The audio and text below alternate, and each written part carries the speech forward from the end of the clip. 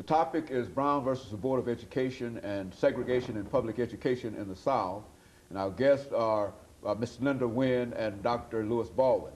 Dr. Baldwin, let's see if we can end this final segment by having you to give us some information relative to segregation in higher education in the South. And of course, Ms. Wynn will end it by supplementing some of the information that you're dealing with. As Mrs. Wynn pointed out, the Plessy v. Ferguson case sort of established segregation across the board, not just in transportation, but in schools, etc. As early as the 1930s, the NAACP was interested in fighting for the implementation of equal education at the higher levels of institutions.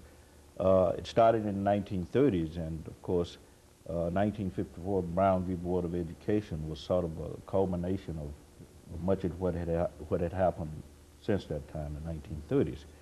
But the impact of that decision on higher education was not great in the first 10 years.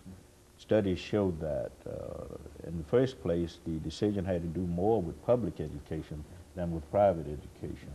And most of my career, I've been associated with private institutions, interestingly enough.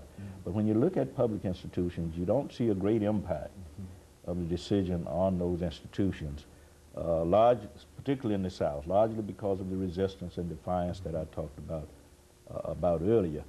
Some statistics show that if you're looking at the period from 1955 up to 1965, for an example, that the implementation of the decision occurred on a level of about slightly more than 2% in the southern states.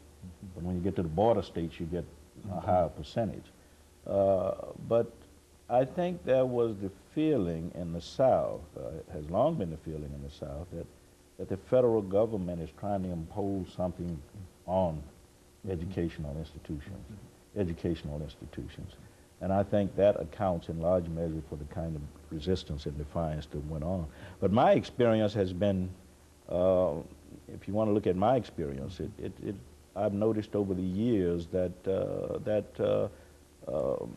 desegregation or integration, if you want to use another term, has really not occurred on any grand scale since the Brown v. Board of Education, primarily because we haven't had the proper resources allocated, particularly financial resources.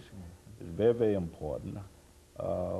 Also, I think we have misunderstood the meaning of integration. Integration has to do not only with it has to do with mutual acceptance, not just rubbing shoulders and elbows. It has to do with mutual acceptance. It has to do with interpersonal, intergroup living, and shared power and resources. And I think that's the problem. That's where we've fallen short in terms of the allocation of proper resources to implement these decisions that have been passed down from the levels of the courts. Would you agree with that the implementation has been sort of stymied because of available resources? I think the implementation was stymied because of resources. Also, right after Brown v. Board passed, you can't forget about the Southern Manifesto, which was signed by almost all of the Southern senators and representatives, with the exception of the senators and representatives in Tennessee, Albert Gore, Percy Priest, and there was another one I can't call his name right off the top of my head, but they did not sign the Southern Manifesto, which makes Tennessee a little unique in that respect. Dr. Why don't you explain what the Southern Manifesto was? Well, the Southern Manifesto was a group of Southern congresspersons coming together and vehemently opposing the decision of Brown versus Board of Education. So, that's basically, they were willing to fight Brown v. Board.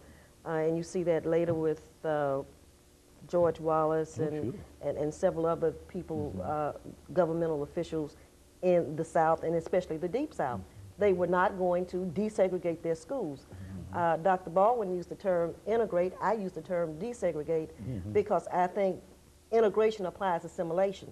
And I do not believe that the civil rights movement, beginning with Brown versus Board, was about assimilation. It was about choice. African Americans were denied the right of choice.